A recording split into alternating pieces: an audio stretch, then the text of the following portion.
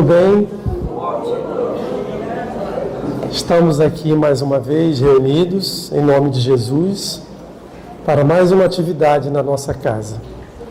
Em primeiro lugar, nós gostaríamos de, na figura do nosso presidente, Newton Starnini, do nosso vice-presidente, Lourival Lourenço, agradecer a presença do nosso palestrante de hoje, Jorge Elahá. Agradecer também a presença, aqui nós não vamos nomear, porque a gente pode cometer uma gafe de esquecer de citar alguma casa com irmã que está aqui presente com a gente hoje, tá certo? Nós temos aqui várias casas da região, né? Não só de Santos, mas de outras cidades aqui da Baixada Santista, que vieram prestigiar esse nosso querido irmão que está aqui prontamente, né, com a gente hoje para mais uma atividade, tá bom? Nós vamos então fazer a apresentação do nosso querido irmão, né, Jorge Elahá, e depois nós vamos fazer uma prece de abertura com a Leila, e aí daremos início à palestra. A palestra tem a previsão de 1 hora, tá certo? E logo após a palestra nós vamos ter uma sessão de pinga-fogo. Nós vamos disponibilizar um microfone, não precisem ficar envergonhados, tá certo? Nós vamos disponibilizar um microfone para aquelas pessoas que quiserem fazer alguma pergunta se dirigirem diretamente a ele, tá certo? Essa segunda parte vai ser meia hora, tá bom? Tudo bem? Então, um adendo, né? Aqui, eu conheço o nosso querido irmão Jorge Elahá desde o ano de 1990.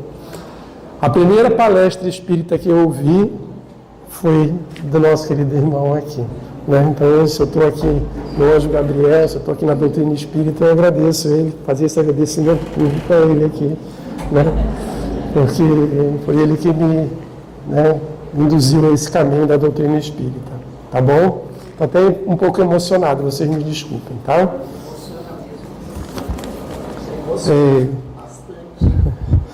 Jorge Alberto Elahá Canto, 62 anos, natural da cidade de Macapá, estado do Amapá. Profissionalmente engenheiro, com mestrado em administração, possui vasta experiência em gestão da informação e planejamento.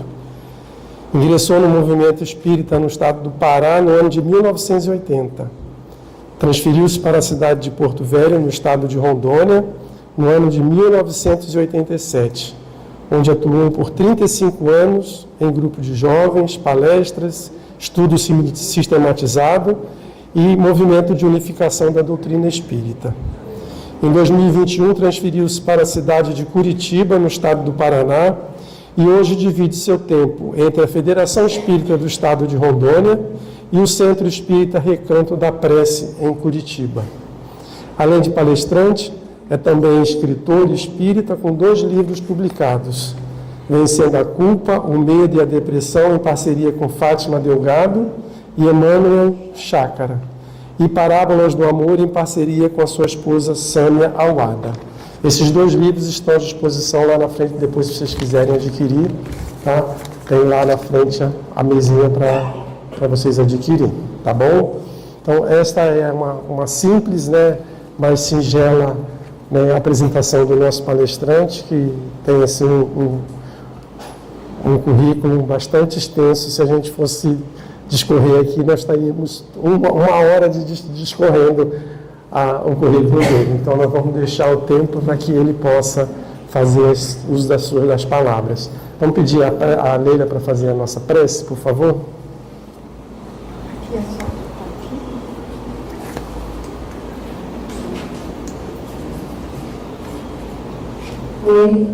Estão me ouvindo? Ótimo. Tem que acrescentar uma coisinha assim, que ele é incansável. Eu tentei já acompanhar ele sai de uma live e vai para outra. É complicado. Então vamos, nesse instante, fechar os nossos olhos e abrir o nosso coração. Deus de amor, justiça e bondade, amado Mestre Jesus e a equipe espiritual dessa casa. agradecemos por essa tarde maravilhosa. Estamos em pé, por estar recebendo esse irmão tão querido. E pedimos que o envolva com luz e sabedoria, para que suas palavras nos influenciem, nos fortaleçam em nossa caminhada.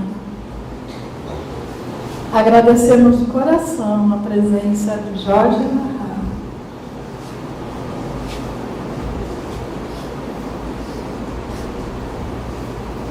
Por compartilhar conosco os seus conhecimentos e a sua dedicação, que esse ambiente seja preenchido com amor, paz e harmonia, e que o nosso coração possa estar aberto para receber essas missões. Que assim seja, graças a Deus.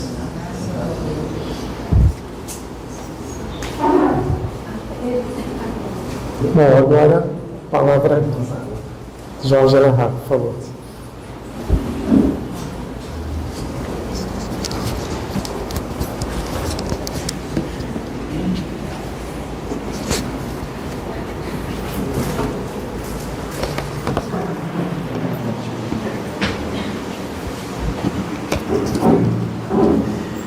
Boa tarde para todos nós. Boa tarde. Sim, sou eu mesmo.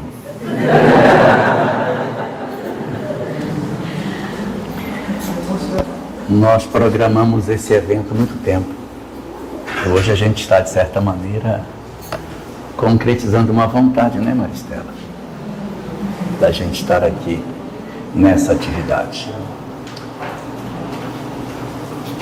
Quem se aproxima da literatura espírita já deve ter recolhido a informação no capítulo 1º do livro A Caminho da Luz, de Emmanuel, uma obra escrita em 1938, portanto, um ano antes da Segunda Guerra Mundial.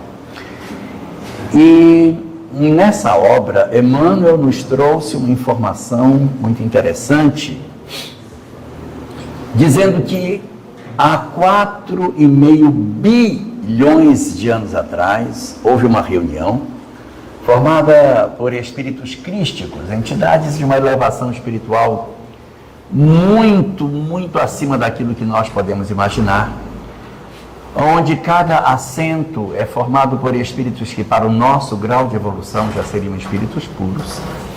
E nesta assembleia de espíritos crísticos, um deles teria sido escolhido para ser o governador de um novo planeta que surgiria no nosso sistema solar. A partir daí, uma série de movimentações astronômicas começam a acontecer entre Vênus e o planeta Marte, e uma agregação progressiva de matéria que estava dispersa dentro do sistema solar vai promovendo colisões sucessivas que vão dando origem a aglomerados maiores de matéria, até que essa matéria, colidindo uma com a outra, começa a dar um sentido de um planetoide que, colidindo com outros e outros, termina formando, sob a fiscalização desse governador planetário, secundado por um grupo de espíritos que lhe auxiliavam de maneira muito direta, a edificação de um novo planeta. Sim, surgia aí o planeta Terra. O texto que aparece no Antigo Testamento, no chamado Gênesis mosaico da Bíblia, os cristãos traduziram assim: no princípio criou Deus o céu e a terra. É o que está lá. Mas em hebraico o texto não é exatamente esse. Em hebraico o texto diz: Bereshit bara Elohim et hashamayim ve'et haaretz. Bereshit é no princípio. Bereshit bara, no princípio criou. Bereshit bara Elohim. Elohim não é, na verdade, Deus. porque é um plural. Elohim significa uma coletividade de seres angélicos que, em nome de Deus, atuam para realizar as tarefas que ele designa. Assim, na leitura que a própria Cabala judaica nos oferece, o Criador do nosso planeta não teria sido um ser, mas uma coletividade de seres, um elenco de espíritos, uma pleiade, o que é muito coerente com aquilo que a obra A Caminho da Luz coloca para todos nós. Então, ali iria surgir a informação de que alguém, comandando os Elohims, iria produzir o desenvolvimento do planeta desde o surgimento das primeiras expressões em termos de matéria física para a edificação da vida que viria em seguida. O planeta seria, na verdade, uma grande bola incandescente em que esse tutor do planeta, nominado na doutrina espírita pelo nome de governador planetário, iria realizar o trabalho diligente de acompanhar o resfriamento progressivo do planeta que começava a girar em torno do Sol. Seriam muitos milênios, até que nós começássemos a ter as expressões de vida orgânica no planeta. A ciência nos aponta que dos 4,5 bilhões de anos que a Terra possui, somente no último bilhão é que começou a surgir vida orgânica. Houve um período anterior em que as células sequer existiam. E há uma teoria, chamada teoria heterotrófica da origem da vida, de 1935, elaborada por Alexander Ivanovich Oparin, 3 anos antes do surgimento da obra A Caminho da Luz, que nos fala de como é que a vida inorgânica deu origem à vida orgânica. Um longo processo de transformação sucessiva que os livros de biologia mais materialistas que se possa imaginar nos trazem essa informação dentro do seu conteúdo.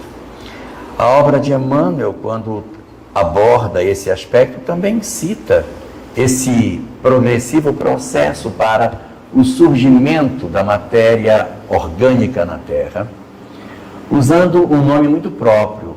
Oparin, quando apresenta a sua teoria heterotrófica, usa o termo coacervados para o conjunto de substâncias anteriores à célula que teriam dado origem às organelas celulares que formavam a vida orgânica.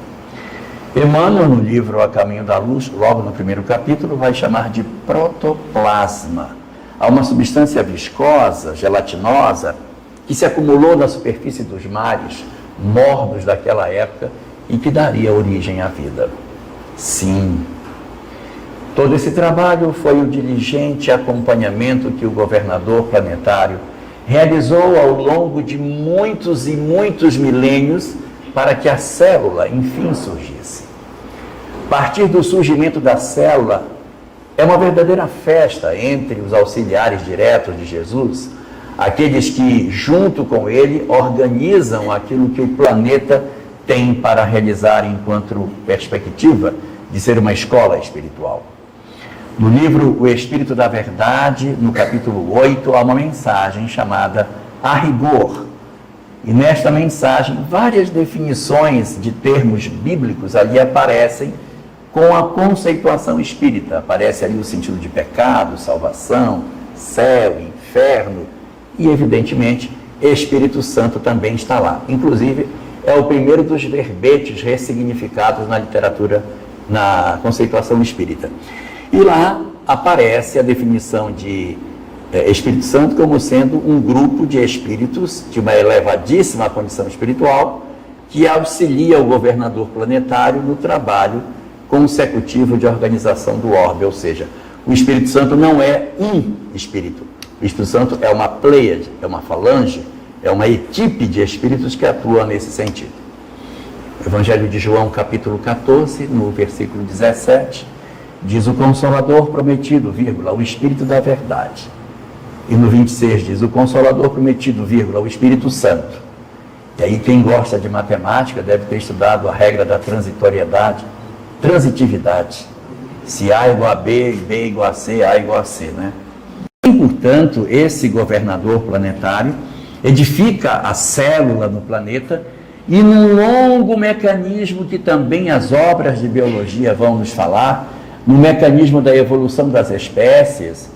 Hoje, segundo a visão de Hugo de Vries, o processo do mutacionismo progressivo, no qual as espécies foram diferenciando entre si progressivamente, até alcançarem a condição hominal, nós iremos encontrar a condição singular na qual nós vamos enxergar que o planeta que havia surgido, que resfriou durante muitos milhões de anos e que deu origem à célula, no longo mecanismo do aprimoramento sucessivo das espécies, agora dava origem ao surgimento do homem.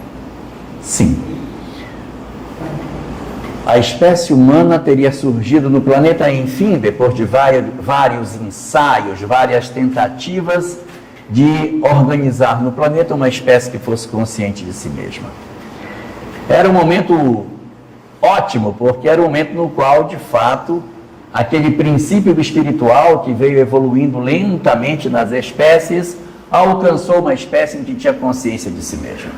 Alcançávamos ali o momento no qual esse princípio espiritual poderia agora ser chamado de espírito. E o governador planetário, tendo acompanhado toda a etapa evolutiva desse princípio espiritual até a condição hominal, agora olhava o resultado da obra que havia produzido e sua equipe junto com ele se maravilhavam com o fato de haverem conseguido edificar sobre o planeta esse organismo complexo, essa roupa complexa que a gente usa para se manifestar, que é o nosso corpo físico, e que na verdade é fruto de um longo processo de aprimoramento sucessivo dos nossos corpos adaptados à realidade do planeta em que nós encarnamos.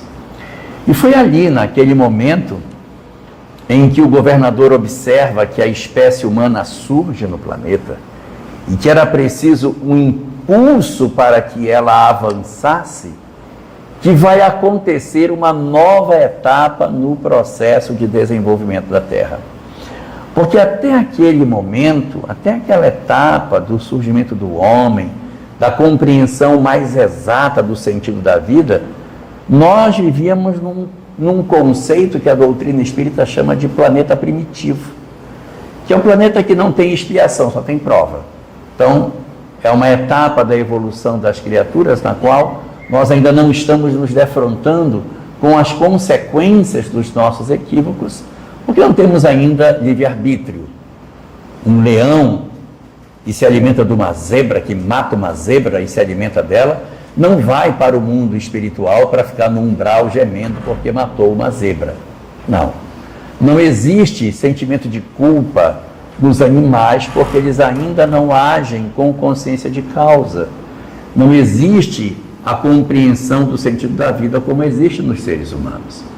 Mas a partir do momento em que nós entrávamos na condição hominal, era a possibilidade de enxergarmos que sim, a humanidade agora daria um gigantesco passo, porque nós deixaríamos de ser um mundo primitivo para ingressarmos num segundo estágio agora, os chamados mundos de provas e expiações, porque agora teríamos livre-arbítrio. E ao termos livre-arbítrio, poderíamos arcar com as consequências dos nossos equívocos pela compreensão daquilo de errado que tivéssemos feito. Portanto, não era mais só um mundo de provas, ou seja, um mundo primitivo. Agora seria um mundo de provas e expiações também. E aí, para o impulsionamento do progresso da nossa humanidade, o nosso governador planetário ele fez uma espécie de importação de espíritos para que ajudassem o progresso da Terra. Nós havíamos saído da pré-história há bem pouco tempo. Nós há bem pouco tempo tínhamos deixado a condição animal e ingressado na condição hominal. Mas a gente não sabia quase nada.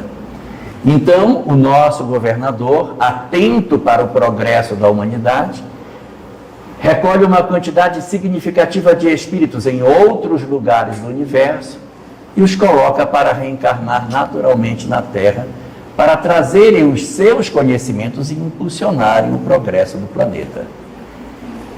E é notável a presença desses espíritos singulares, porque o progresso da Terra, ele vem dentro de uma linha quase linear de crescimento e, de repente, acontece uma exponencialidade no desenvolvimento dos saberes, na arquitetura.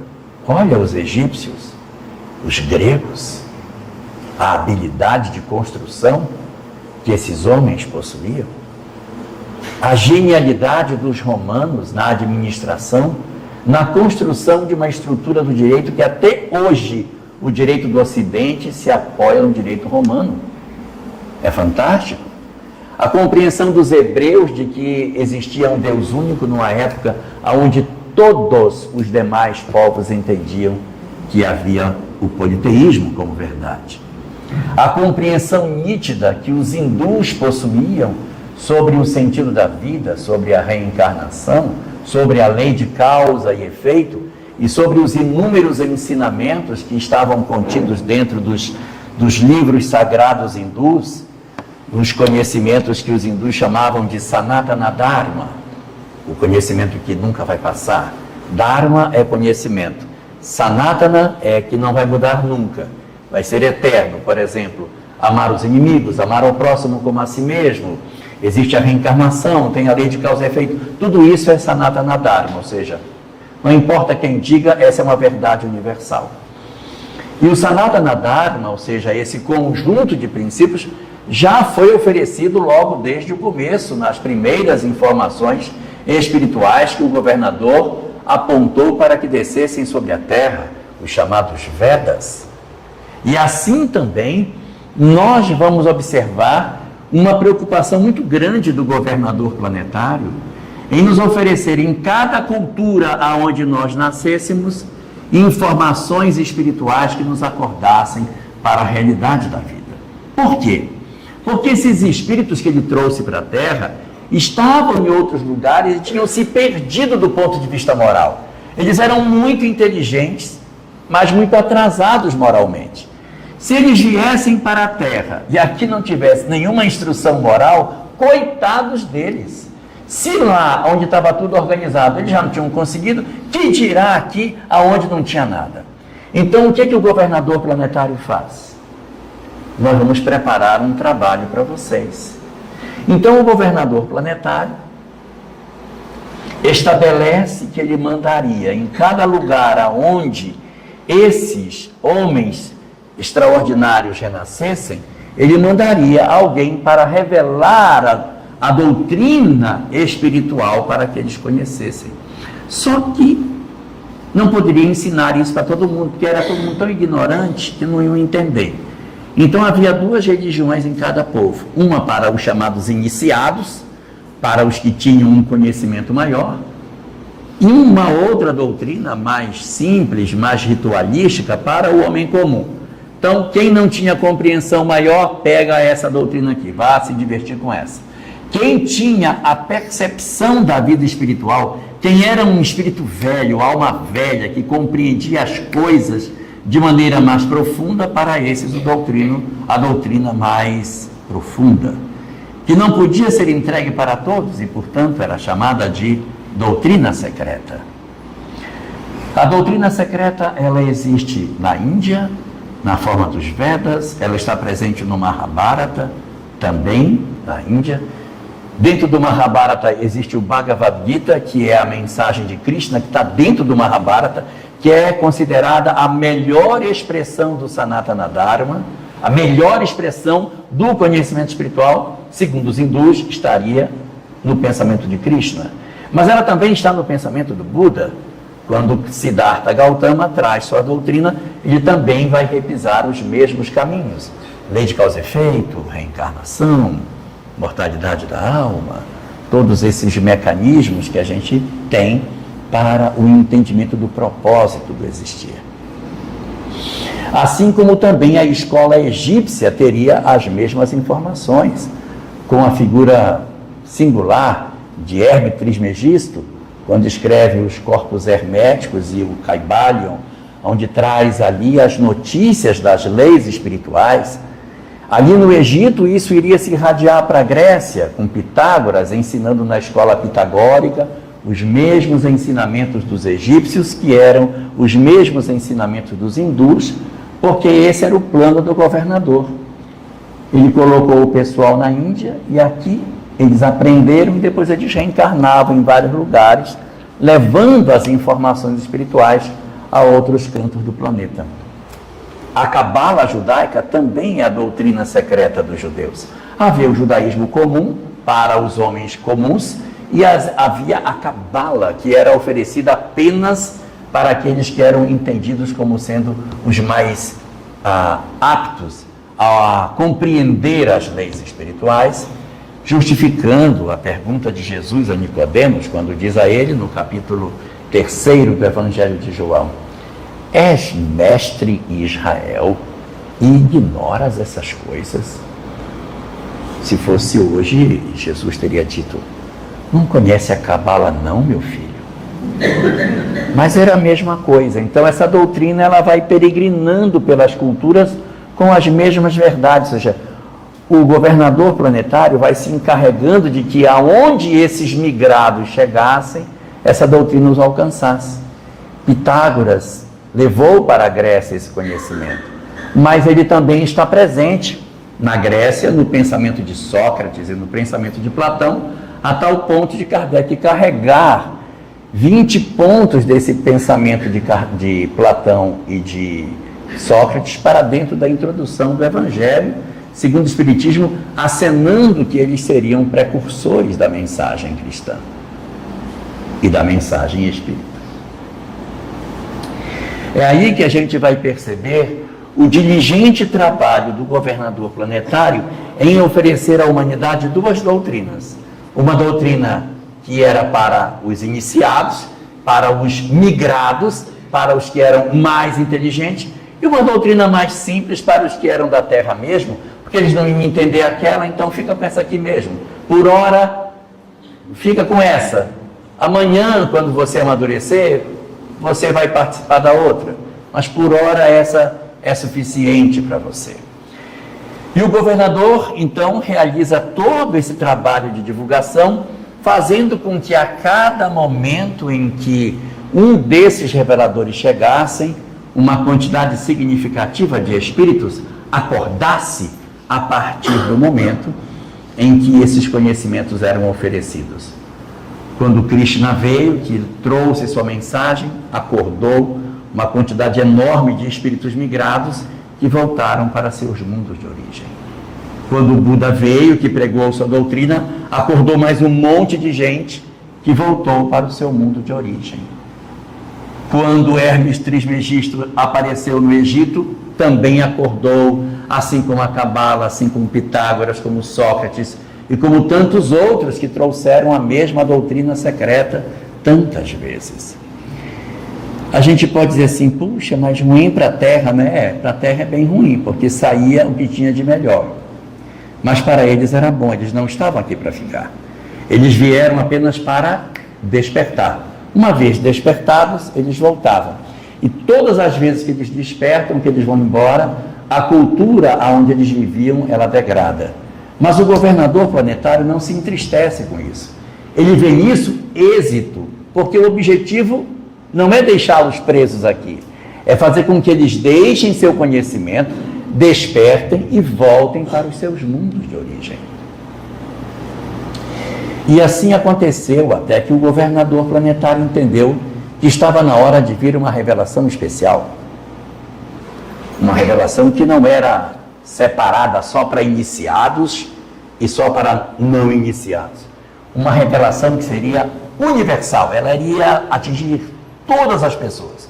A maturidade da humanidade já era suficiente para receber uma informação, ainda que pequena, de um conhecimento que não precisava ficar só na mão dos iniciados. Todos poderiam ter acesso a isso. Então, é o momento da chegada da primeira revelação universal. Aí é outra conversa. E agora vamos falar de uma revelação que ela não é para ser entregue apenas nas escolas fechadas de estudo, nos templos secretos de Amon, nas escolas pitagóricas trancadas, no conhecimento da cabala que não podia ser oferecido para ninguém senão os iniciados. Não! Agora o conhecimento seria para ser entregue para todos. É a primeira revelação universal. E como ela é universal, ela não pode ser muito profunda, ela tem que ser simples. E foi o que Moisés trouxe para nós, é a primeira revelação universal. Uma revelação que não traz os mecanismos profundos da lei de causa e efeito, as discussões profundas sobre o mecanismo da reencarnação. Não tem. Por que Buda, Krishna, traziam informações tão mais profundas do que Moisés, pelo amor de Deus, se eles são muito mais antigos? O Krishna é 3.200 anos antes do nascimento de Jesus. Então veja, são 5.200 anos longe de nós. Moisés está aqui pertinho, é só 1.300 anos antes de Jesus. É só 3.000 anos, 3.300. O Krishna está 5.200, está quase 2.000 anos de distância de Moisés para trás. E já falava de reencarnação de uma maneira muito clara. O Bhagavad Gita é claríssimo, não tem parábola, é tudo escrito de maneira muito clara. Tem reencarnação sim, tem lei de causa e efeito sim, a coisa funciona desse jeito, e Moisés não entrega. Por quê? Porque o objetivo do governador planetário era oferecer agora uma revelação para toda a humanidade. Então tem que ser uma pílula simples. E a informação que Moisés vai trazer, contida nos chamados 10 mandamentos, está fundamentalmente centrada na ideia de um Deus único. Isso basta. E alguém pode dizer assim, mas é muita besteira. Qual é a diferença que tem eu ser politeísta ou eu ser monoteísta? É a mesma coisa. Que diferença tem, que diferença existe, Tamara, entre eu acreditar em muitos deuses e acreditar num Deus só? Por que quando eu digo, acredita na evolução do pensamento, por que acreditar num Deus é evolução em relação a vários? É porque quando nós acreditamos que existem vários deuses, que eu olho para um chinês, eu olho para ele e digo, muito diferente desse cara, hein? Sabe por quê? Porque foi outro Deus que criou ele. Então, tem um Deus que criou o chinês, e tem um Deus que me criou. Como o Deus que me criou não é o Deus que criou o chinês, pode matar. Não tem nada a ver com ele, pode matar. Na medida em que existe um Deus único, eu olho para o chinês e digo, diferente de mim, hein? Mas a mesma causa que criou a mim, criou a ele. Se eu matar a ele, eu estou matando algo que o meu Senhor criou. Então não dá para eu fazer isso, porque ele também é vontade dele. Apenas a existência de um Deus único seria suficiente para acabar com as guerras, para acabar com a violência e o desamor no planeta. Porque todos se perceberiam criados pela mesma fonte, pelo mesmo Senhor, pelo mesmo Criador. Isso já nos interligaria. Então a primeira notícia de caráter geral que a gente tem no planeta é apenas para saber que existe um Deus único. Essa é a primeira. E o governador planetário vai acompanhando progressivamente o amadurecimento dessas ideias no povo, esperando que, por ela ser uma revelação universal, que ela se espalhasse no planeta, pelo amor de Deus. Porque se ela é universal é para espalhar. Mas os hebreus não fazem isso. O que os judeus fazem com a revelação? Eu sou o povo escolhido, a revelação é minha e guardou. Os hebreus não dividiram a revelação deles com nenhum outro povo. Isso é tão verdadeiro que quando Moisés entrega o monoteísmo para eles ali no Monte Sinai, a ideia de um Deus único e tal, era 1.300 anos antes de Jesus. Passam 1.300 anos. E quando Jesus está no planeta, encarnado, só tem um povo monoteísta. Então, em 1.300 anos, eles não fizeram nenhuma movimentação de divulgação. Era para ter falado isso para alguém. Mas essa revelação é minha. Então, o governador planetário, acompanhando o desenvolvimento disso, compreende que o único lugar que ele poderia renascer não tinha jeito, era em Israel mesmo, porque não dava para ir para outro lugar, porque a revelação havia ficado coagulada dentro de Israel.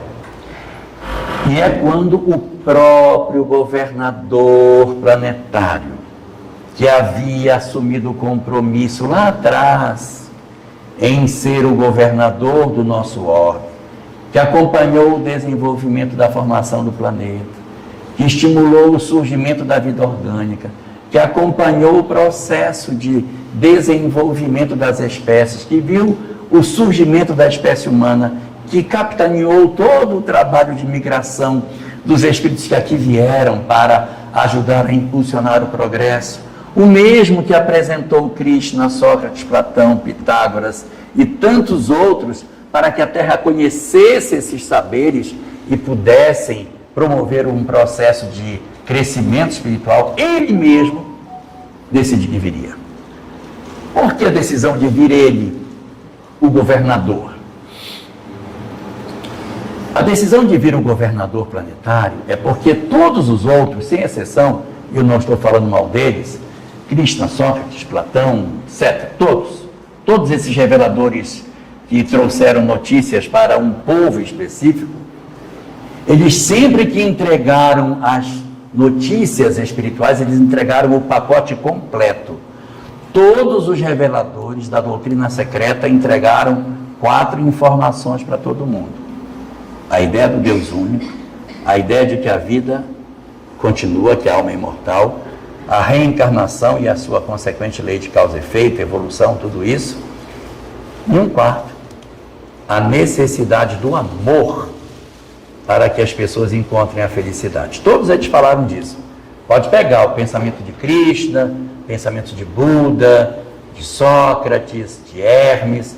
O amor está no centro de tudo isso, aureolado pelos conhecimentos espirituais.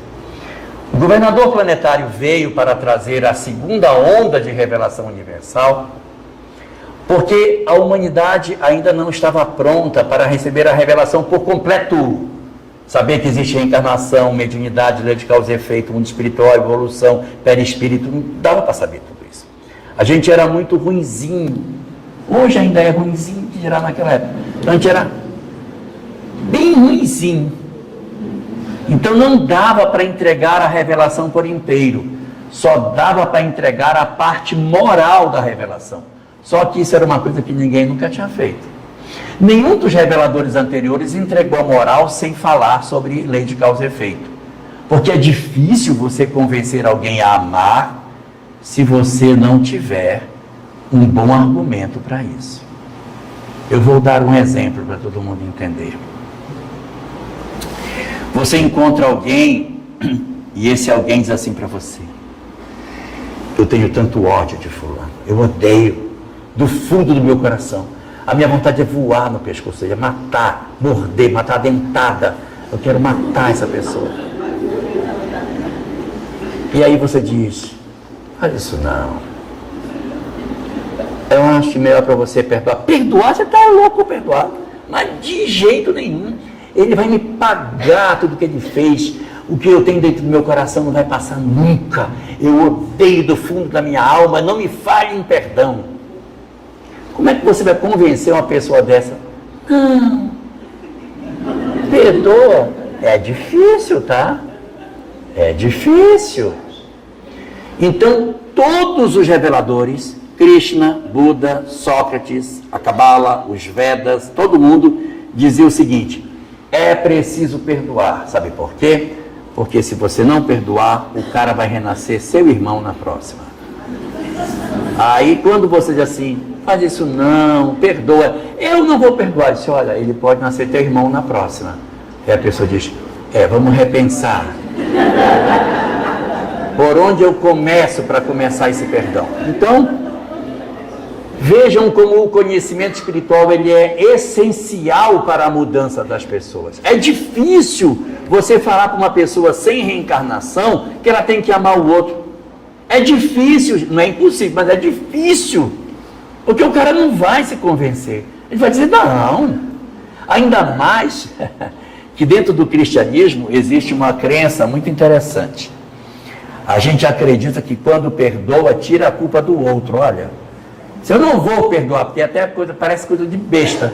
O cara faz, apronta a vida inteira e eu ainda vou e digo, não, está perdoado. Aí eu vou limpar o outro da culpa que ele tem. E a doutrina espírita diz, não. O perdão não retira a responsabilidade do outro diante do que ele fez. Ele nos retira da necessidade de reencontrá-lo. Quando eu perdoo alguém, eu na verdade estou dizendo a mim mesmo que eu mereço uma nova história. Mas ele carrega dentro de si o que ele fez. Como diz André Luiz no livro Ação e Reação, nós não devemos uns para com os outros. Nós devemos para a lei e para nós mesmos. Então, como diriam os mineiros, né? Não estamos em Minas, mas que se estivéssemos em Minas, a gente poderia dizer que o mal está em mim.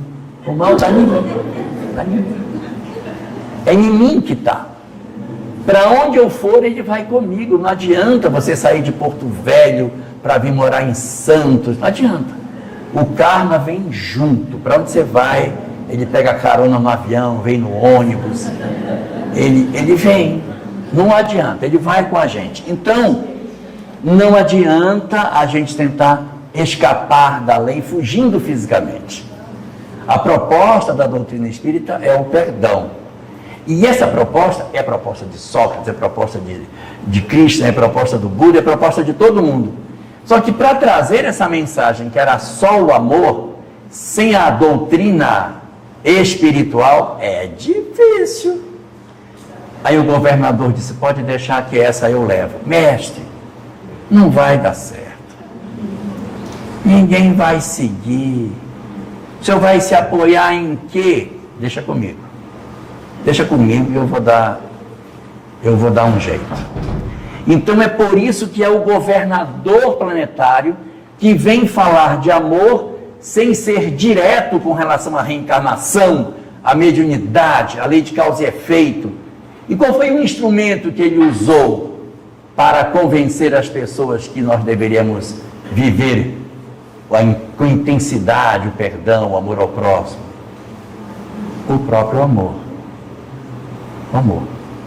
Ele impregnou a mensagem dele de tanto amor que era por amá-lo que as pessoas faziam o que ele dizia. É só dar uma consultada no livro Há 2000 anos. Vocês vão ver lá porque que Lívia seguia o que Jesus ensinava. Por amor a ele. As pessoas faziam por amor a ele.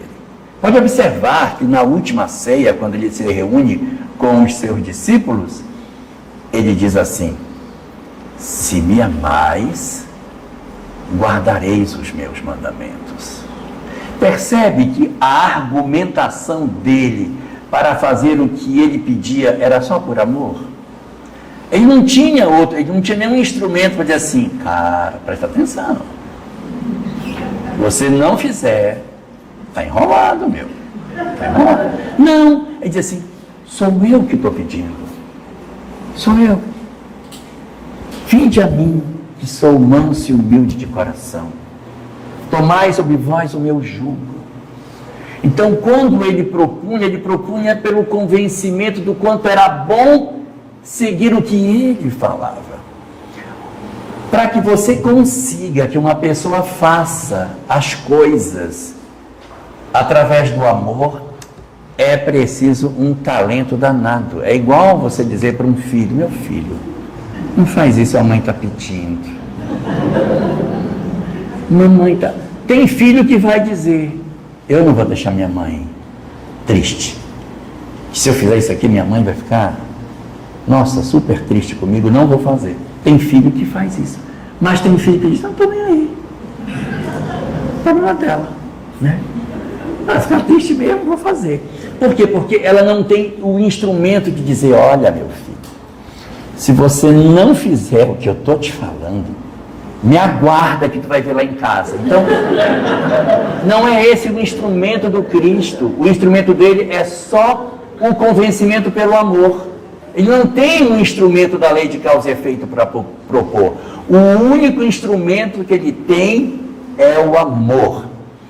Leiamos no livro Evangelho segundo o Espiritismo, a mensagem, a lei do amor de Lázaro, que aparece ali no Evangelho, onde ele diz assim: e os mártires ébrios desceram ao circo do martírio. Desceram por quê? Estavam com medo de alguma coisa? Eles não tinham medo de nada. Era maneira de louvar. Ave Cristo, os que vão morrer em teu nome te saúdam e te glorificam. Então vejam que a argumentação de Jesus é uma argumentação que nenhum, eu não estou falando mal dos outros não, mas é uma argumentação que nenhum dos outros usou. De dizer assim, é por amor de mim, por amor a mim. É essa que é a grande questão que ele apresenta, a questão de que as pessoas elegeriam uma forma de viver a partir da proposta que ele traria. Então ele vai e impregna a mensagem de tanto amor, mas tanto amor que dá certo. As pessoas passam a seguir o cristianismo não é por uma doutrina do medo, não é pelo medo, é pela vontade de fazer aquilo que ele pediu, para, de certa maneira, dizer ao Senhor: Senhor, eu fiz o que tu pediste, eu fiz, me alegra atender. Vejam quando acontece aquele momento em que Lívia é presa junto com Ana no circo Máximos, ali no livro Há 2000 anos, que eles vão entrar para serem sacrificados. Eles estão se percebendo como sendo um momento glorioso em que eles vão ser mortos exatamente pelo fato de se voltarem para a doutrina do Mestre. Olha como é diferente isso. Uma coisa incrível, por quê? É o poder magnético do governador planetário que impregnou a sua palavra de uma intensidade de amor que ninguém tem. Eu posso pegar aqui o Sermão do Monte, botar aqui em cima e ler para todo mundo aqui. Atenção, gente, lá vai. Bem-aventurados os pobres de espírito, porque deles é o reino dos céus. Ninguém vai mudar nada. Por quê? Porque não são as palavras. É a energia que a palavra tem. Eu vou ler o Sermão do Monte inteiro, ninguém vai fazer nada com isso. Não vai mudar nada a vida de ninguém. Por quê? Porque o que importa é a intensidade de amor com que se coloca nas coisas que se faz. Quando você tem um professor que marcou sua vida, é porque ele colocou muito amor naquilo que ele fez. Quando você tem alguém que botou amor, isso marca. Quando a gente tem uma mãe, um pai que fez as coisas com muito amor, aquilo marca. E os nossos corações se sentem vinculados a isso. Não é porque eu tenho medinho, é porque é por amor. Essa é a proposta do Cristo. E é tão impressionante isso que todos os demais, e não estou falando mal deles, quando foram embora, Krishna, Buda, Sócrates, etc., quando foram embora, os seus discípulos procuraram a sua iluminação onde? No processo de recolhimento interior, para alcançar a plenitude, o samadhi, o nirvana, o que se queira chamar. Cada um foi procurar o seu processo de iluminação. E os discípulos de Jesus se recolheram aonde depois da crucificação para ficar orando e se conectar com o divino durante o resto da sua vida? Para onde que eles foram? Não foram. Eles abriram a casa do caminho. Porque eles entenderam que o propósito, a proposta de iluminação era através do outro. Eles foram recolher os miseráveis, os esquecidos, os desvalidos, os estropiados e todos esses aí que vocês conhecem, que eu vou esquecer. Então, essa é a proposta que é diferente de Jesus.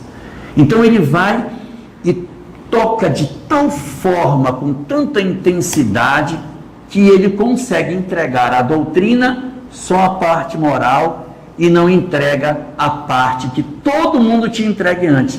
A revelação dele era universal, a galera não ia conseguir entender o que ele estava falando. Então o que ele faz? Vou dar só uma parte moral, vou impregnar de amor e vai dar certo. Os outros entregaram completa a mensagem. Tudo, deram toda a mensagem de uma vez. Ele só deu a parte moral. Mas ele deixou um recado no final. Ele disse assim: se me amais, guardareis os meus mandamentos, e eu rogarei ao Pai, e Ele vos enviará um outro Consolador, porque Ele não era o primeiro, e viria outro Consolador, para que fique eternamente convosco, e que vos fará relembrar tudo quanto vos tenho dito. Então ele fala ali que a gente vai guardar os mandamentos dele por amor. Aí ele vai mandar um Consolador. Aí esse Consolador vai ensinar tudo quanto por hora não podeis suportar. Ou seja, vamos deixar vocês amadurecerem um pouquinho. Quando tiver mais maduro, aí eu venho, peço ao meu Pai e Ele vai mandar a parte que está faltando da revelação. O pedaço que eu não pude entregar agora porque vocês não iriam suportar. Ele diz exatamente isso. Porque não suportaríeis. Mas vai vir, aguardem. Agora olha que interessante. Cada vez que um desses iluminados veio e trouxe sua mensagem, ele despertou uma quantidade enorme de espíritos. Quando o governador planetário encarna na Terra com o nome de Jesus, quando ele vem entre nós para trazer a sua mensagem, ele também vai promover um despertar. Mas de quem? Dos que sobraram, porque no Egito já tinha despertado um monte de gente, na Índia já tinha despertado um monte de gente. Então, muitos desses espíritos encarnam em outros lugares da Terra e serão despertados pela mensagem de Jesus. Com um detalhe. A mensagem do Cristo é tão transformadora, mas tão transformadora, que ela desperta tanta gente, mas tanta gente, acorda tantos espíritos, que a gente entrou na Idade Média assim que ele deixou a sua mensagem. Acordou tanta gente que só ficou os ruins. Por isso que a Idade Média é tão medíocre, porque os gênios que existiam foram tudo embora, só ficou nós. Então nós vamos fazer um processo de profunda perturbação. Foi um processo de profunda perturbação com a mensagem que estava nas nossas mãos. Profunda perturbação. E quando entramos na Idade Média, que tem aquela loucura, aquela perturbação toda, aquela confusão de inquisição, fogueira, cruzadas, tortura, abuso de toda ordem, felizmente eu não faço parte desse colégio que apoia Jesus. Porque se eu fizesse parte, eu diria: mestre, eu tenho uma sugestão para o senhor com relação à humanidade. Diga, o senhor lembra daquele meteoro? Porque a sensação que você tem é que não vai ter mais conserto. Quem assistisse à humanidade e visse o cristianismo torturando, matando pessoas, fazendo cruzadas, diria: o último bastião da transformação da humanidade virou também uma doutrina de intolerância. Se a própria doutrina do amor mata, o que vamos esperar do planeta? Vai acabar. Mas vejam como o nosso governador é sábio. Quando ele percebe que está tendo um processo de declínio progressivo das condições de entendimento do homem sobre o propósito da vida, ao invés de seguir a minha recomendação, que eu teria dado para ele faz outra coisa. Ele chama no mundo espiritual uma equipe de espíritos que já haviam trabalhado na Terra, no começo da estruturação do pensamento, e diz: eu preciso de vocês de novo, porque tudo que vocês deixaram na Terra, o povo destruiu. Vocês vão ter que se organizar e vão voltar de novo para dar mais uma chance, porque a humanidade matou todo o conhecimento que vocês deixaram. Então eles organizam uma janela de menos de um século, e 80 gênios encarnam na Terra de uma vez só, e a ciência materialista não sabe explicar como é que isso aconteceu. Eles encarnam nas mais várias áreas: pintura, escultura, arquitetura, a parte de música, outros na literatura, e vão fazer um ressurgimento do conhecimento na Terra que havia sido destruído. E a humanidade, do lado de cá, sem saber de nada, chama de renascimento. Acertou em cheio. Porque é isso mesmo. É um renascimento em que uma quantidade de gênios que são os mesmos da Grécia Antiga, tá? As mesmas criaturas que na Grécia do ontem fizeram aquelas esculturas, agora renascem. Os grandes escultores, os grandes nomes do período greco-romano reaparecem no Renascimento. Por isso que os próprios estudiosos assim, o Renascimento é uma volta ao estilo greco-romano. Por quê, papai? Porque eram os mesmos espíritos escrevendo novamente a sua forma de lidar com o conhecimento no estilo greco-romano, e a gente vai ver a Terra retornar, respirar novamente. Ele vai assim estabelecer a necessidade de uma reorganização do planeta com 3 pontos. A primeira era o ressurgimento do saber. Foi o renascimento para que dali tudo voltasse a se reorganizar, que estava tudo periclitando.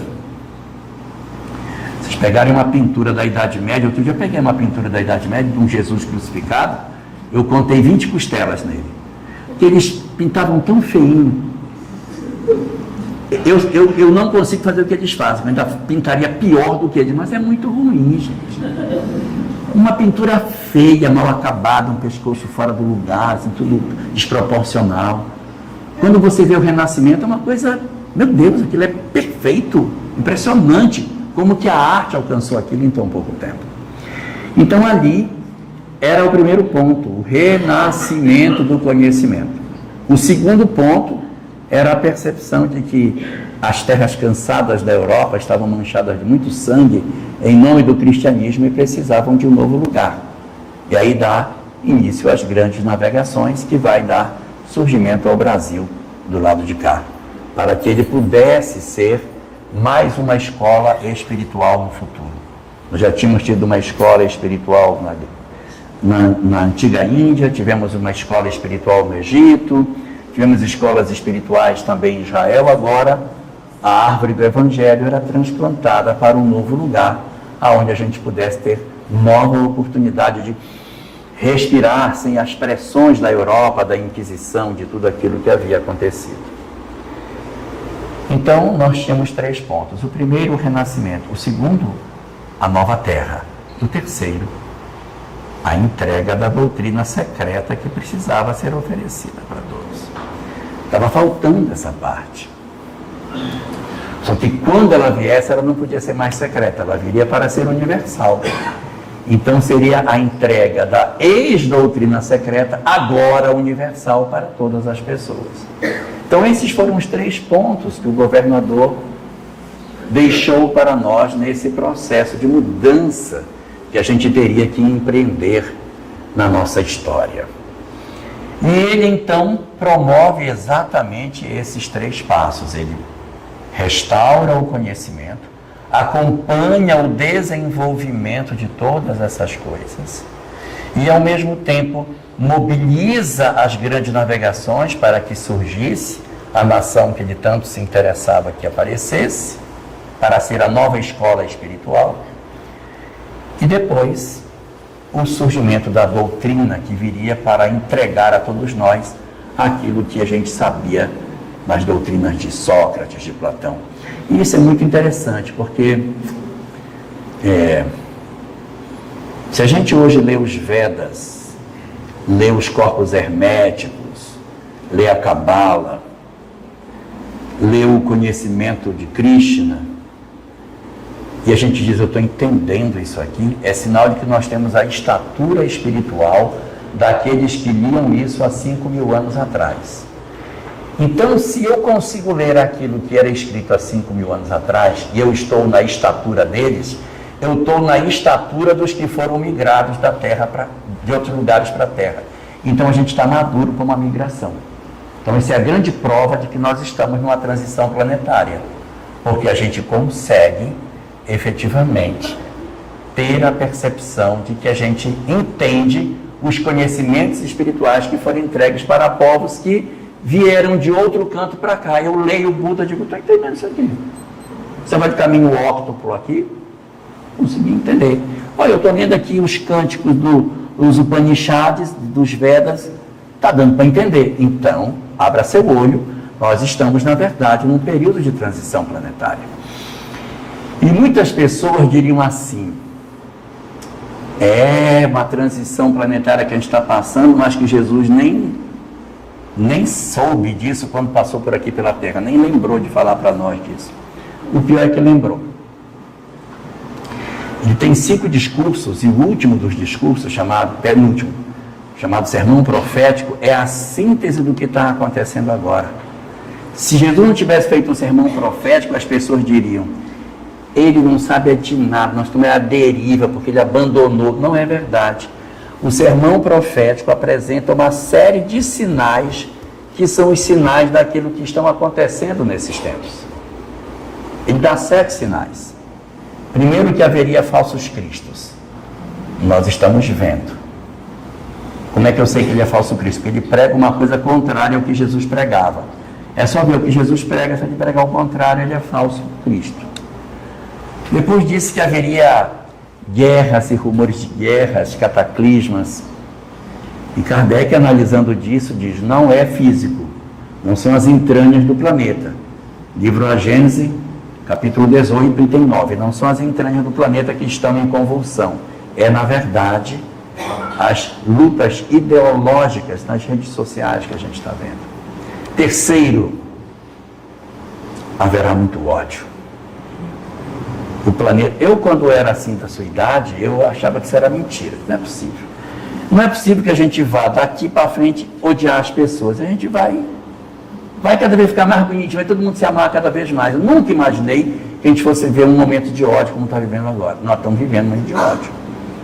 E ele disse isso há 2 anos atrás. Olha, quando chegar no período da transição planetária, vai ter ódio de sobra no planeta.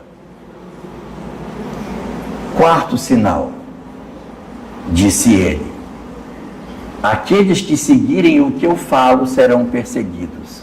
Os que seguirem o que eu falo serão perseguidos por amor a mim. Ele sabia que as pessoas o amariam. Está lá, Mateus capítulo 24, logo nos primeiros versículos. O 4º sinal, os cristãos seriam perseguidos. E nós estamos vendo. Não necessariamente cristão com crucifixo no peito, mas todas as pessoas que defendem o bem, defendem a paz, defendem a harmonia, que a gente viva tranquilo. Não precisa ter o rótulo de cristão.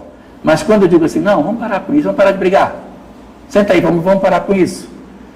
Quem fizer a proposta da paz está arriscado a ser perseguido. 5º sinal, haverá falsos profetas. No capítulo 25 está escrito, haverá falsos cristos e falsos profetas. No capítulo 24, lá em cima diz que haverá falsos cristos, lá embaixo, no 5º sinal, haverá falsos profetas. O que queria dizer o Cristo? Os profetas, eles não criam ideias, eles divulgam as ideias dos seus senhores, que são os falsos cristos. Os falsos cristos criam as ideias e os falsos profetas divulgam ao mundo a ideia de seus senhores.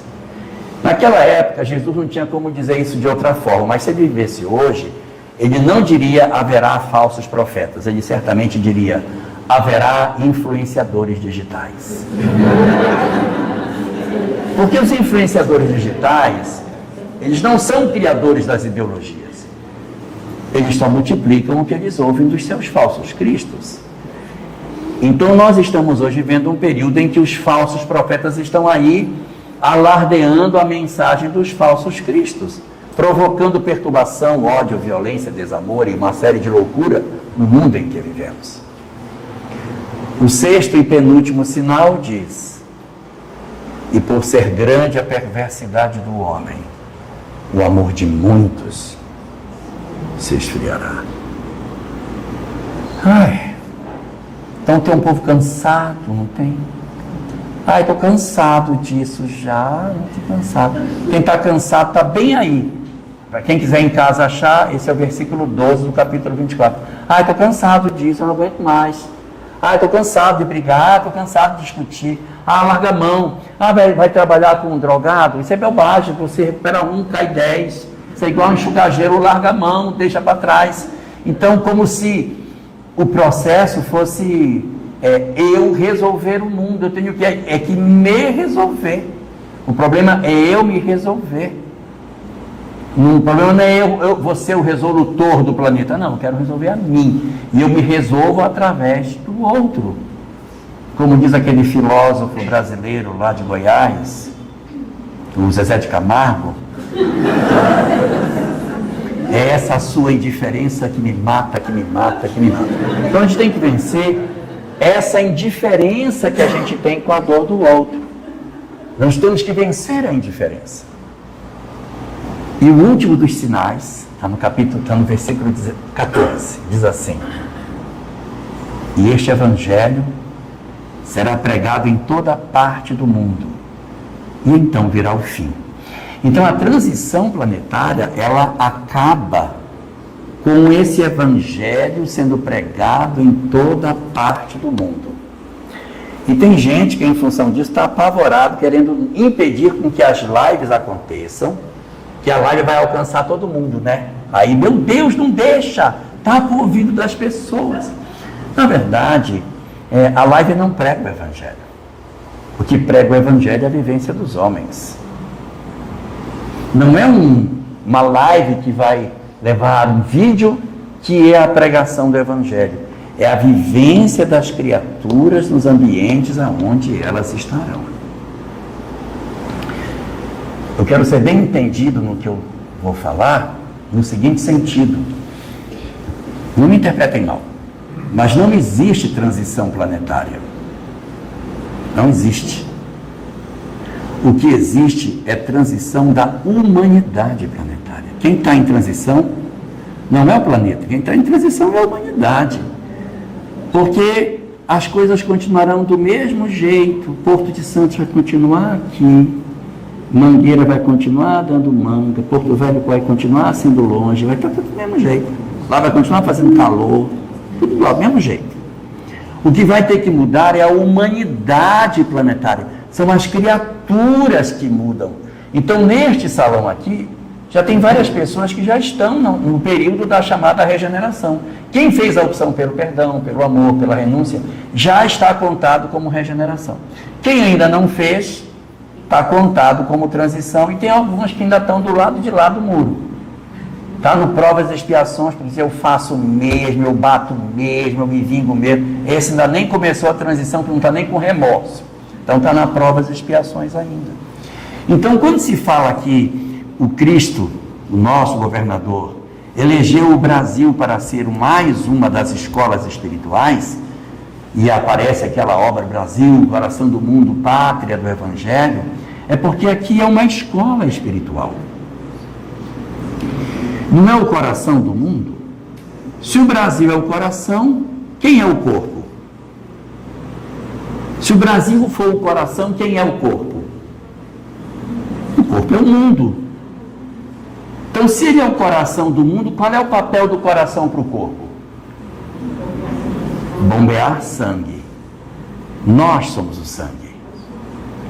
Cada um de nós é uma hemácia, um glóbulo vermelho carregando o oxigênio do amor.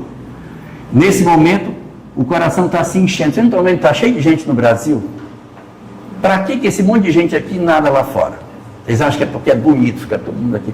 Gente, o Cristo é planetário. Gente. Esse negócio de que quem pode ser brasileiro é Deus, mas o Cristo ele é planetário. Ele é planetário. Então ele colocou todo mundo aqui, não é para ficar aqui, é para que esse pessoal depois, o coração pulse. E nós vamos voltar para onde vieram as nossas famílias. De onde elas vieram. Porque eles somos nós. Ah, minha família veio da Polônia. Comece a estudar polonês. Porque esta encarnação ainda não é a encarnação de testemunha. A encarnação de testemunha é próxima. Porque nós iremos, evidentemente, para outros lugares do mundo para levar a mensagem do amor. Não estou dizendo levar a mensagem espírita. Mensagem do amor. Reencarnar dentro da educação com uma nova proposta educacional. Reencarnar no ambiente da medicina com uma proposta mais humanizada. Reencarnar entre os muçulmanos para viver uma vida muçulmana com mais amor. Viver entre cristãos. Vai ter gente que vai nascer protestante, católico. Alguns vão nascer espíritas. Vamos nos espalhar. Os que forem mais teimosos vão ficar no Brasil, vão lá para o Planalto Central, vão para Brasília. Sei lá. Quem teimar vai para lá. Por quê? Porque todo mundo tem que dar uma conta de sacrifício. Eles ficaram com medo ou ficaram alegres? Dá uma conta de sacrifício da mudança do orbe. E assim, é um trabalho que o nosso governador planetário, ele não desiste de nós. Ele não desiste. A gente erra, não tem problema, vamos arrumar. A gente erra, não tem problema, vamos arrumar. Porque o papel do mentor é esse. O nosso barco era para atravessar, sim. Mas quando o vento não está a favor, como é que a embarcação navega? Ela joga para lá, depois ela vai em zigue-zague. Quem olha assim, gente, era para lá, olha para onde está indo, olha para onde está indo, é para lá. Mas quem olha de cima vê que quando a gente vai em zigue-zague, a gente está avançando. Então o governador planetário não tem pressa. Ele aponta o leme para cá. A gente desvia e diz, deixa, depois a gente corrige para lá. Não tem problema, vamos. Porque esse é o exercício dos espíritos benfeitores. Não desistir de nós. E ir trabalhando com aquilo que a gente possa oferecer, na expectativa de que a gente se transforme. Fazendo com que ele esteja, desde o princípio, acompanhando esse processo, e hoje esteja atuando de maneira bastante incisiva nesse zigue-zaguear que o nosso planeta está fazendo, querendo teimar de ir para frente, mas ele sabe que é nessa tentativa de fuga que a gente vai costurando a vida para fazer avançar, nos fazendo entender que ele não desistirá de nós, porque ele estará conosco todos os dias, até a consumação dos séculos. Muito obrigado.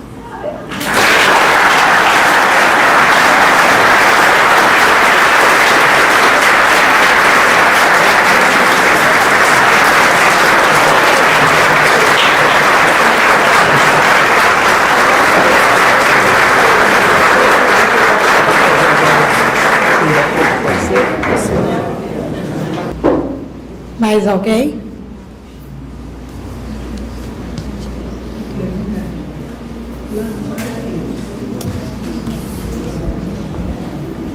Alguém esqueceu do banheiro, mais foi mim.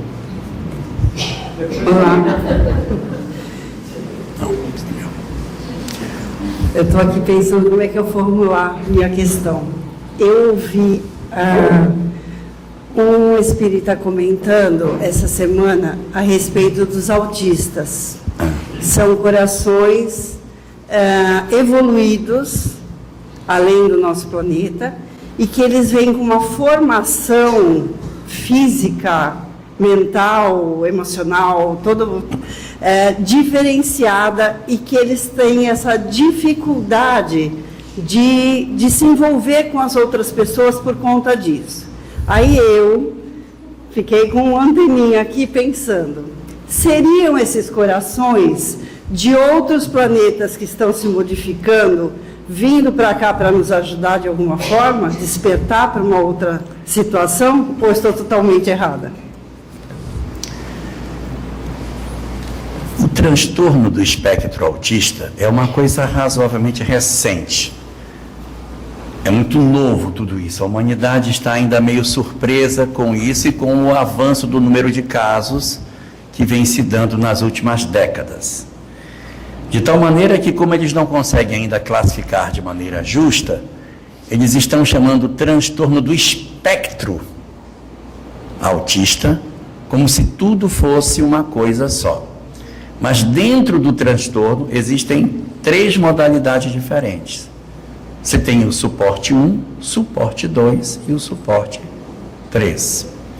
O suporte 3 são aqueles que são marcados por uma inabilidade de convivência, não interagem com o mundo exterior, não falam, não enxergam de certa maneira, enxergam no sentido social as pessoas à sua volta, têm movimentos repetitivos, não apresentam facilidade de interação social e tem um desenvolvimento muito lento, com graves dificuldades na parte do desenvolvimento cognitivo.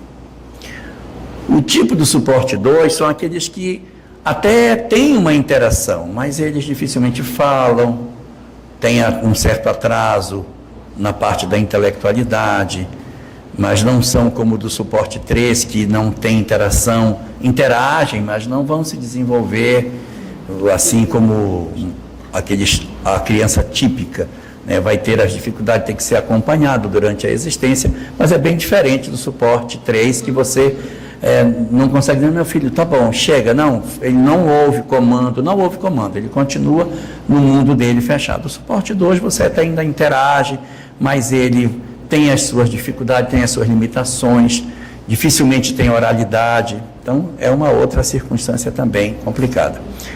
Os suporte 1 são muito interessantes, porque eles são os nerds. Então eles são incríveis, é interessante demais conversar com um menino desse, parece um adulto pequeno. E aí você conversa, é mesmo? Não, é assim, não, eu estou lendo esse livro, agora eu estou lendo aquilo, é mesmo. E aí você diz, nossa, e é um adulto em miniatura, super focado, tira notas excelentes naquilo que ele gosta, mas o que ele não gosta ele também não faz, ele é muito dado à rotina, não aceita coisas diferentes da rotina dele. Mas ele vai viver a vida dele, ele vai fazer a faculdade, vai fazer mestrado, vai fazer doutorado, vai ser um gênio. Dizem, eu não sei dizer se é verdade, mas o Messi seria autista suporte 1. Está jogando bola, casou, tem filho, vive a vida dele de maneira normal. Dizem que Elon Musk também é autista, olha aí onde ele chegou, cara, um bilionário. Então, é difícil você chamar o autismo, porque quando você olha, você pega todo o espectro. O que eu vou dizer de coisas que têm natureza tão diferente? Evidentemente que se você tem alguém dentro de um cenário que é categorizado como do espectro autista, mas é alguém que você percebe que tem uma inteligência superior, que tem uma habilidade intelectual, que tem uma capacidade cognitiva. Eu já conheci vários meninos autistas, eles são muito interessantes. Suporte 1 é muito interessante. As contas fazem tudo de cabeça. Não, mas faz no papel. Não, não precisa, já resolvi. Aí, não, mas bota aqui. Não, mas por que eu vou botar? Eu já resolvi. Vai ter que botar, senão a professora não vai saber que você sabe. Mas eu sei, não precisa ela saber, eu sei. Não, eu sei. Então, é difícil até de você dialogar, porque eles são cheios de argumentos. Uma vez eu estava vendo um fazendo exercício, a professora passou muito problema de matemática e ele fez um todo errado. Aí eu disse, esse aqui está errado. Ele disse, não, está certo. Aí olha aqui, aí eu comecei a mostrar para ele as contas, disse, não, é que você esqueceu, mas 2 questões para cima, esse nome aparece de novo, ó, João aqui tinha dado esses lápis, então eu somei com os lápis que ele já tinha aqui. Eu, não, meu filho, esse aí não, esse é outra conversa. Não, mas ela botou o mesmo nome, não, mas não é a mesma pessoa. Entendeu? E é tudo muito lógico, tudo muito racional. Outro dia um amigo meu que tem um filho assim, ele foi visitar o filho e faz faculdade. Ele foi visitar o filho e encontrou na geladeira, isso é verdade, encontrou na geladeira da casa do filho, que faz faculdade de engenharia, 4 pacotes de biscoito Bono, só com um biscoito dentro do pacote enrolado assim, dentro da geladeira. Aí o pai olhou e disse, o que é isso aqui? Eu disse, é biscoito. Eu disse, eu sei que é biscoito. Quero saber por que tem 4 pacotes de biscoito, cada um com um biscoito dentro.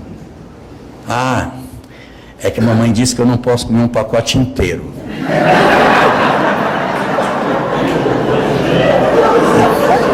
Eu deixo um e abro o outro. Você vai dizer que ele está errado? Está errado. Eles são geniais, Eu não posso comparar uma criatura com esse tipo de situação com outros tipos de suporte. Eu conheci um garoto que ele era também assim, que na hora do intervalo todo mundo ia correr, ele pegava o xadrez e ia para a sala dos professores, armava o xadrez, pequeno, 9, 10 anos, armava o xadrez em cima da mesa e dizia para o professor, eu lhe desafio para uma partida de xadrez. E o professor ia jogar xadrez no horário do intervalo, todo mundo correndo, gritando, e ele jogando xadrez com o professor dele. Mas, então, são adiante do tempo, uma mente extremamente aguda, resolvem problemas com muita facilidade, aprendem com muita facilidade aquilo que querem. O que não querem, não se interessam, não gostam, não mudam de alimentação, têm dificuldade de abraçar, dificuldade de fazer amigos, mas eles vencem tudo isso.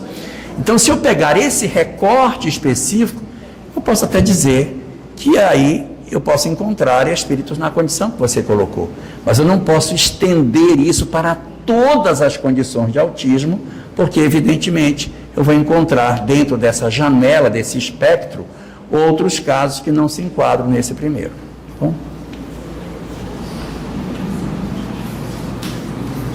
Tem gente. Oi, boa tarde, Jorge. Então, Jorge, hoje no movimento espírita a gente fala muito da questão da ausência do jovem nas casas espíritas, né? Sim. Que é basicamente o público adulto. Eu queria que você falasse um pouquinho a respeito da missão dos pais espíritas, porque a partir do momento que a gente tem acesso à doutrina consoladora, à terceira revelação, por que a gente não se compromete em fazer com que esses jovens tenham acesso também? Por que a gente se omite tanto? Por que a gente não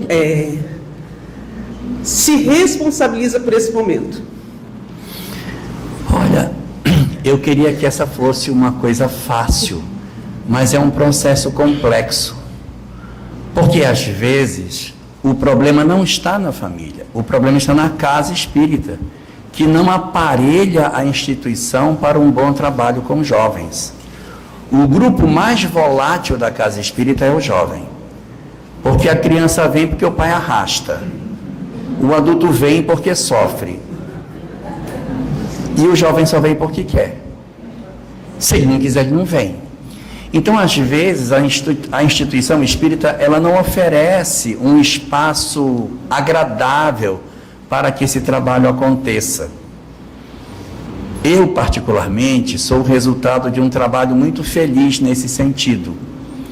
Porque a casa espírita onde eu ingressei no movimento espírita em 1980, ela tinha uma proposta diferente. A casa espírita fez o seguinte: nossa prioridade é o jovem, ponto. Como a nossa prioridade é o jovem, a primeira pessoa que a gente vai escolher para coordenar grupo é quem vai tocar a juventude. Depois os outros. Mas a juventude a gente vai escolher a pessoa o mais habilidoso, o mais empático, o mais carismático, o mais tudo de bom vai ser a pessoa que vai ser o coordenador da juventude. E isso vai garantir o sucesso. Pode não parecer, mas o meu coordenador de juventude foi o Alberto Almeida. Eu pareço ser 20 anos mais velho que ele, mas não, na época de juventude ele era 7 anos mais velho que eu. Eu tinha 17, ele tinha 24. E eu me mirava no Alberto. O Alberto para mim era a referência de tudo, e o Alberto era, desde novo, ele era desse jeito que ele é hoje. Então, assim, a gente já tinha nele uma leitura muito importante. Então, um primeiro passo para que a gente faça isso está dentro da casa espírita, que a gente consiga fazer a eleição de alguém de qualidade. Segundo ponto, conteúdo sem dó.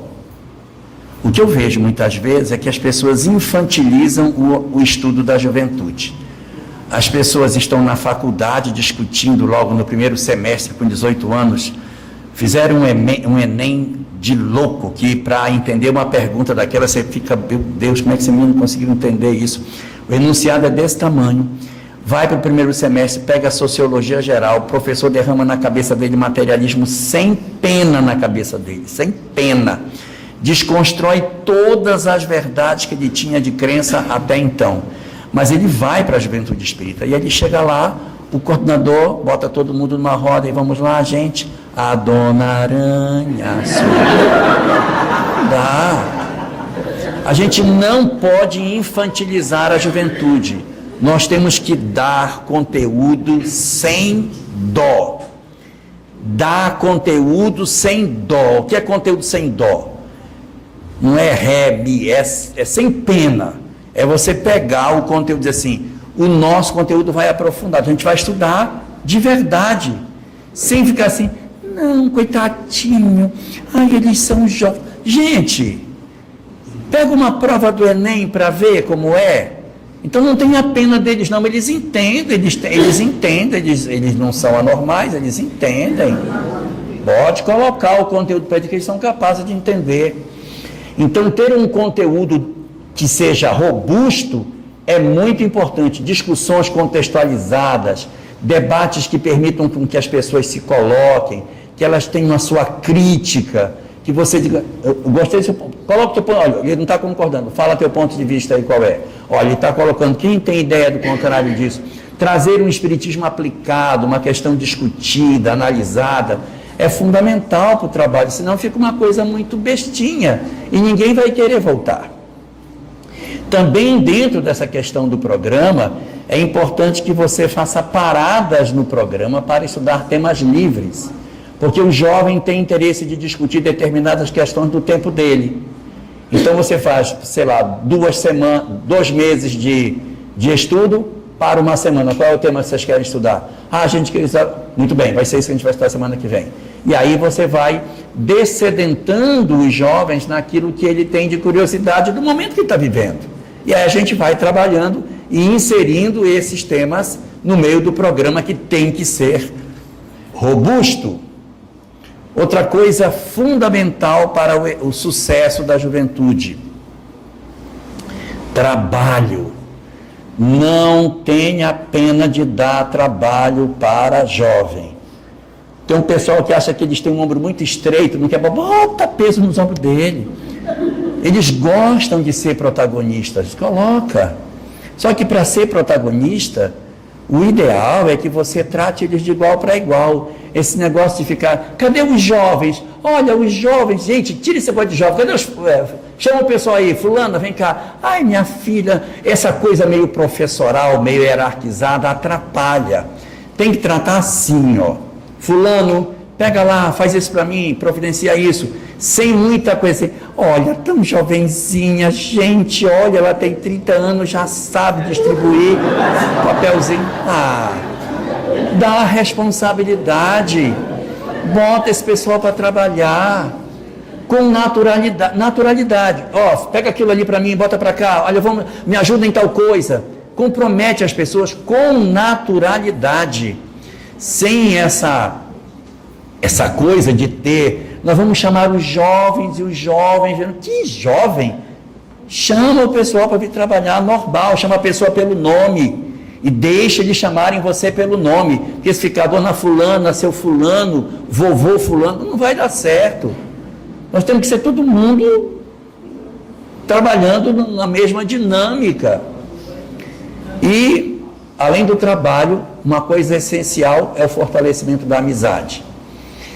Se uma juventude espírita tem um grupo de amigos aqui dentro e ela vai para o cinema com outro grupo, tem alguma coisa errada. O ideal é que a juventude, a amizade daqui seja a amizade de fora. Que a gente consiga, o talento de quem faz, com que os amigos daqui sejam os amigos de lá. Então, o que a gente faz para estimular isso?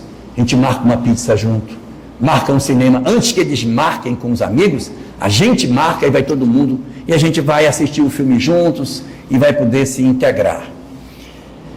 A gente mede a saúde de um grupo espírita, não é só o grupo de jovens, mas qualquer grupo espírita, a gente mede a saúde dele entre o tempo que leva entre o término da prece final e a hora que fecham a porta do centro. Se terminar a prece e todo mundo sair correndo, se jogando pela porta para ir embora, o grupo está doente. O grupo vai acabar. Mas se você tem um grupo de estudo de adulto, de juventude, grupo mediúnico, o que é que seja, que a reunião acaba e as pessoas ficam conversando e conversa, e aí você diz, gente, vamos embora, gente, bora, vamos saindo, gente, vamos embora, fulano, bora, que você tem que tanger o povo para sair da casa, que eles não vão embora, o grupo está saudável. A saúde se mede por aí. E aí você fala do comprometimento da família. A casa também precisa se aparelhar. A casa também precisa se aparelhar. O que ocorre é que a nossa mensagem é uma mensagem muito voltada para adulto. Nós temos um linguajar, uma abordagem, uma pegada que é para adulto, não é para jovem. O nosso estilo de fala, a nossa maneira de abordar os assuntos, ela é muito mais voltada para quem está no mundo adulto e não no mundo jovem.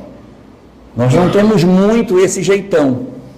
Então, por isso que a gente acaba atraindo. Eu sou do IBGE e posso falar para vocês com conhecimento de causa. Todas as religiões na fase da juventude têm um decréscimo. Todas. Você vem o católico, vem, juventude cai, depois volta. Protestante vem, cai, depois volta. Os espíritas também. Com uma particularidade, os espíritas vêm, quando chega a juventude, cai e volta. Nós somos a maior queda na juventude. Por quê? Porque nós não temos o estilo que as outras religiões têm de ameaça, em que a gente diz, você vai, comeu do meu pirão, você vai, e arrasta a pessoa. O que nem sempre é boa política, porque às vezes desgasta a relação e a pessoa vai obrigada. O ideal é que a gente procurasse fazer do centro espírita uma coisa agradável e não uma penitência. Se você não for, então não vou deixar você ir para o shopping no final de semana. Que loucura! Então o menino vem, meu Deus, eu tenho que suportar aquilo, aquele povo chato, porque eu preciso ir para o shopping, então eu tenho que... Então, o ideal é que isso não fosse assim.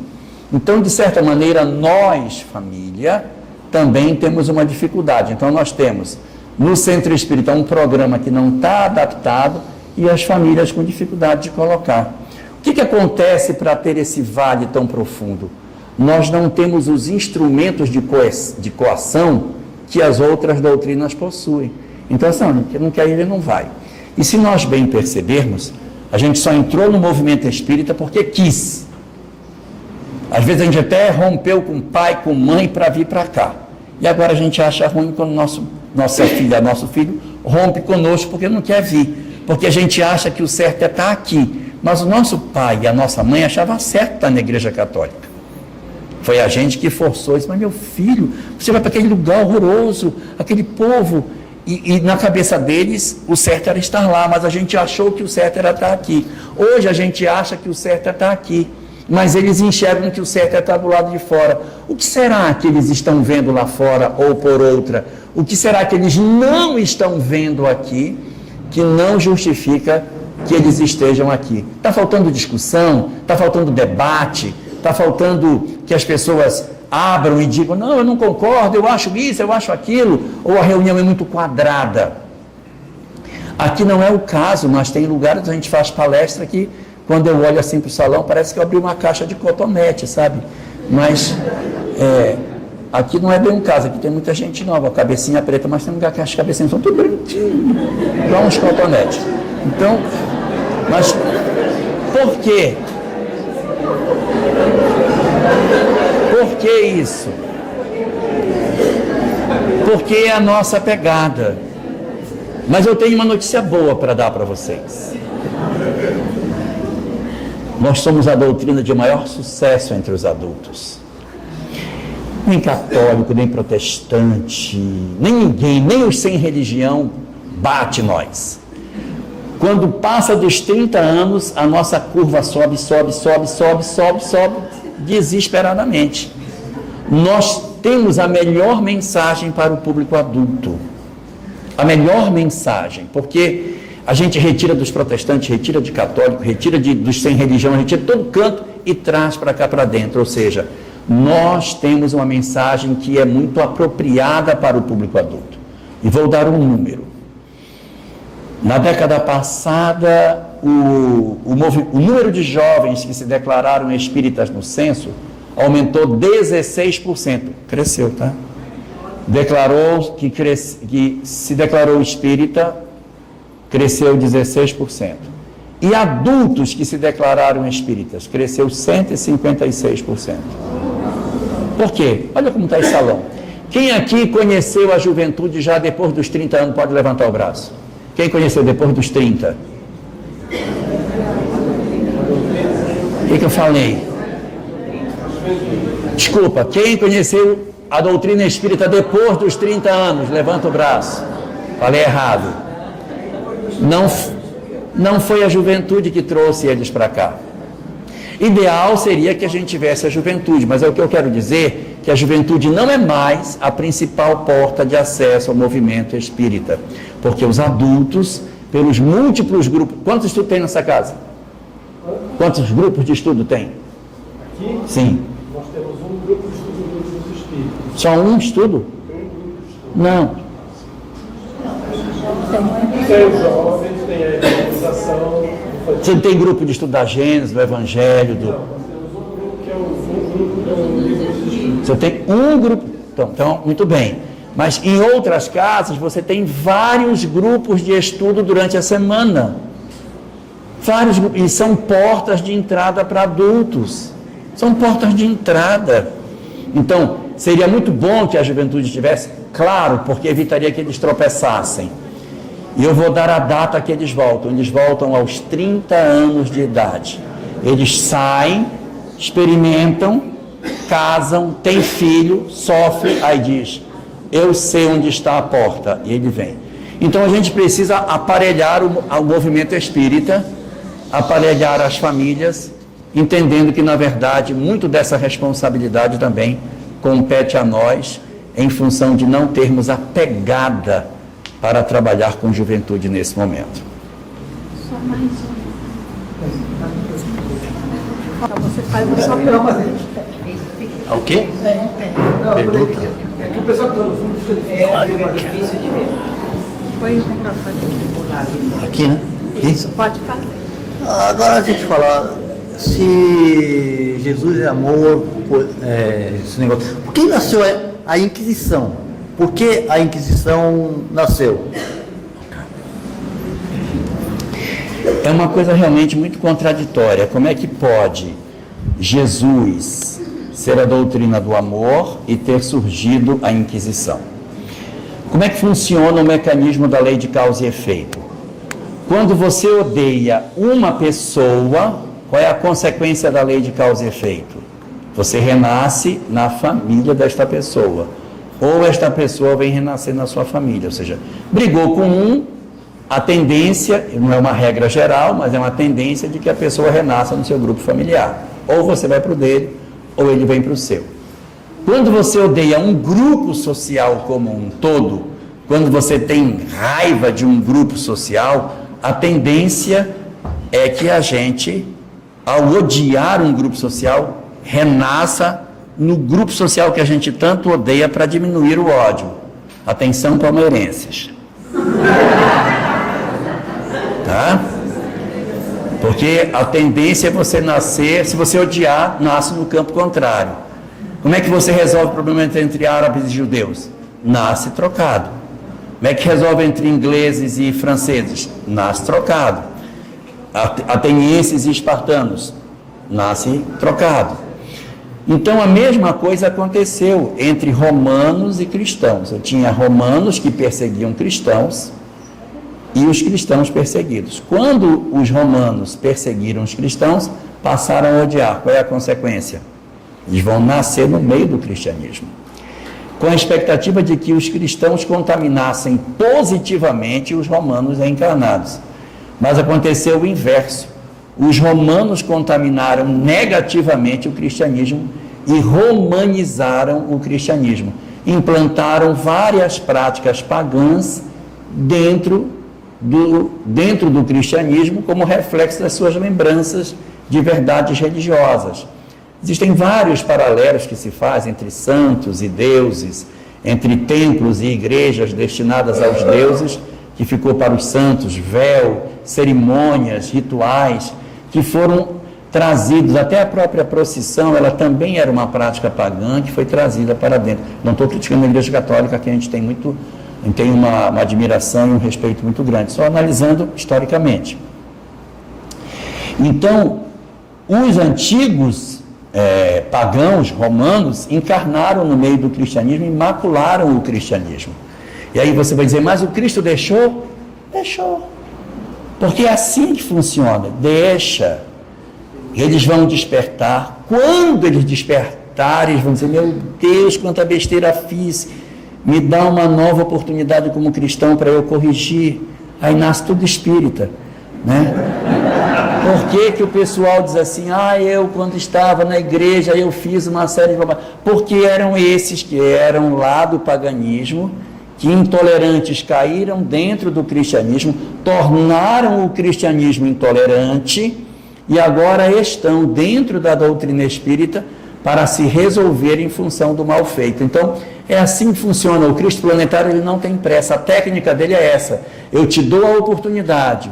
Você erra, não tem problema. Porque os processos de responsabilização da consciência vai te levar à busca da correção do que você fez. Então, por que aconteceu a Inquisição?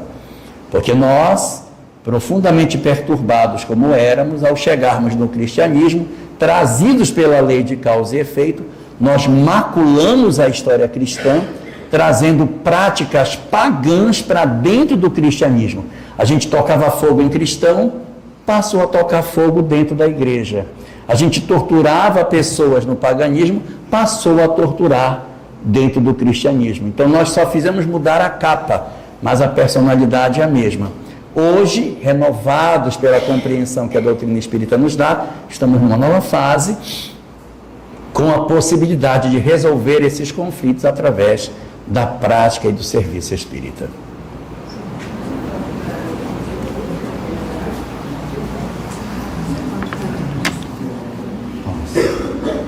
Gente, nós vamos fazer, a Elahá vai fazer a prece final. Quem comprou o livro, chega depois até aqui que ele autografa, tá bom?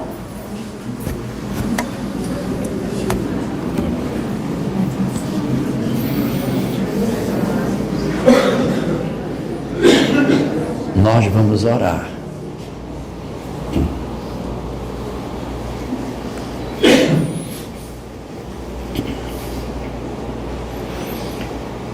Querido Senhor das nossas vidas, nós te rogamos, Senhor, que neste momento, que Tu nos ofereces dentro do Teu lar, para que aqui possamos entrar em contato com os nossos mentores espirituais, que nós possamos nesta hora ser grato a todos eles pelos esforços que fizeram e vêm fazendo para que nós encontremos o sentido das nossas próprias vidas. Por isso, Senhor, hoje queremos te agradecer pelo lar que Tu nos concedeste, por aqueles que Tu nos deste a conta de parentes, para que nós conseguíssemos cicatrizar as feridas profundas que trazemos dentro das nossas almas. Te bendizer pelos pais que Tu nos ofereceste, ausentes ou não, nós te pedimos que Tu os abençoes, porque entendemos a nossa grande gratidão que temos com eles, por haverem nos oferecido o corpo que vestimos. Te bendizer, Senhor, pela oportunidade que nos deste, do lar no qual nascemos, difícil ou não, nós te agradecemos as oportunidades que Tu nos concedeste e que permitiu lapidar as nossas almas pelas múltiplas experiências das nossas infâncias e do nosso período de juventude, ao lado daqueles que Tu nos concedeste para a convivência doméstica. Obrigado, Senhor, pelo lar que Tu nos oportunizaste construir hoje,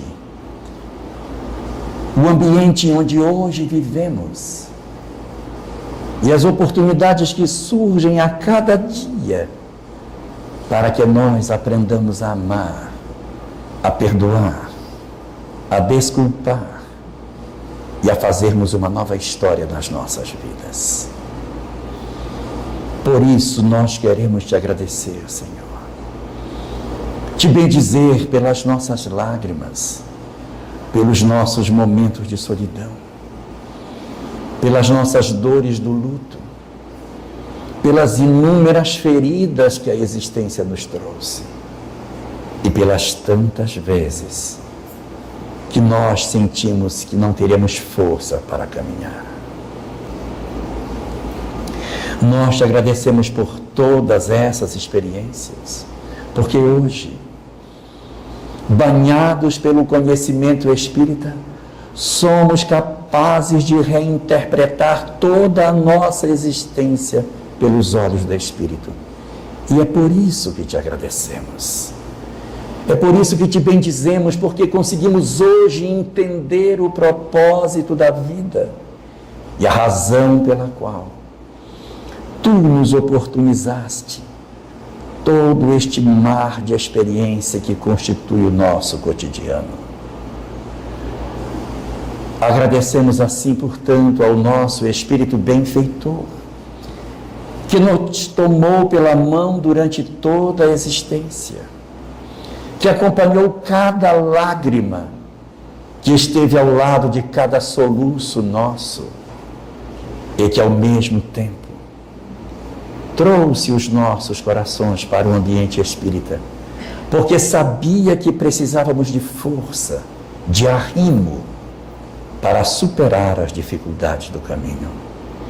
Por isso, Senhor, não pedimos por nós, não te pedimos nada em nosso favor, mas te pedimos apenas em prol dos nossos espíritos benfeitores.